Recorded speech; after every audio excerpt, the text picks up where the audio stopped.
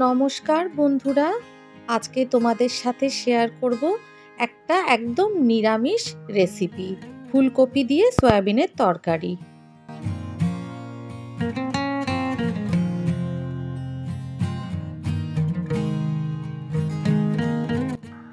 এখানে আমি soybean chunks নিয়েছি, ছোট ছোট সয়াবিনগুলো নিয়েছি। তোমরা চাইলে বড় সয়াবিনও নিতে পারো।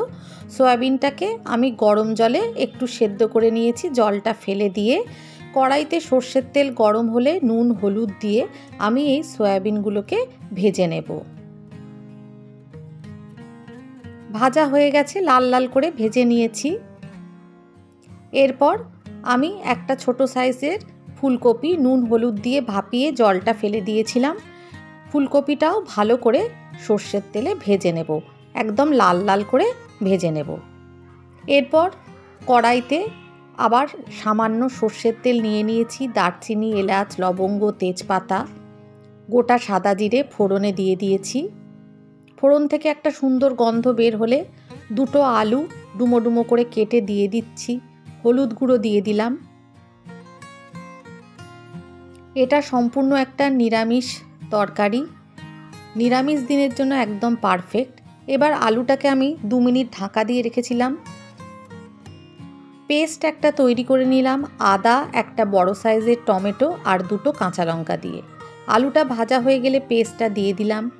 দিয়ে দিচ্ছি কাশ্মীরি মির্চ, ধনে গুঁড়ো, জিরে গুঁড়ো, আবারও সামান্য একটু হলুদ গুঁড়ো, প্রয়োজন মতো নুন দিয়ে দিলাম। সব কিছু ভালো করে নাড়াচাড়া করে নিচ্ছি মশলার সাথে। এরপর আমি 3 মিনিট ঢাকা দিয়ে রেখেছিলাম, মশলাটা কষে গেছে। ভেজে নেওয়া ফুলকপিগুলো এখন আমি দিয়ে দিলাম।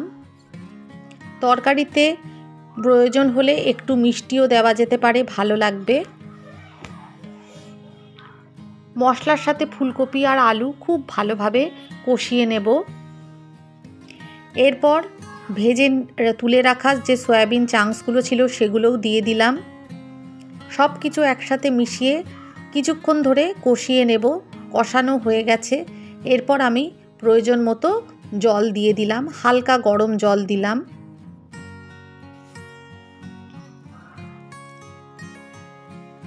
ভালো করে সব মিশিয়ে নিয়ে আবারও 3 থেকে 4 মিনিট ঢাকা দিয়ে রেখেছিলাম।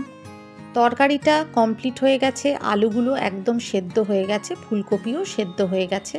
কয়েকটা আলু একটু ভেঙে ভেঙে দিলাম, তরকারিটা একটু মাখা মাখা হবে। এরপর আমি ঘরেতে ফ্রেশ ক্রিম তৈরি করেছিলাম, 2 টেবিল স্পুন ফ্রেশ ক্রিম দিয়ে দিলাম। এটা দিলে কিন্তু তরকারিটার যে টেস্ট একদম অন্য মাত্রায় পৌঁছে যাবে। ভীষণ সুন্দর খেতে হয় তরকারিটা। ভাত দিয়ে, রুটি দিয়ে, পরোটা দিয়ে সব দিয়েই খাওয়া যায়। সম্পূর্ণ একটা ভেজ রেসিপি। আশা করি বন্ধুরা তোমাদের পছন্দ হয়েছে।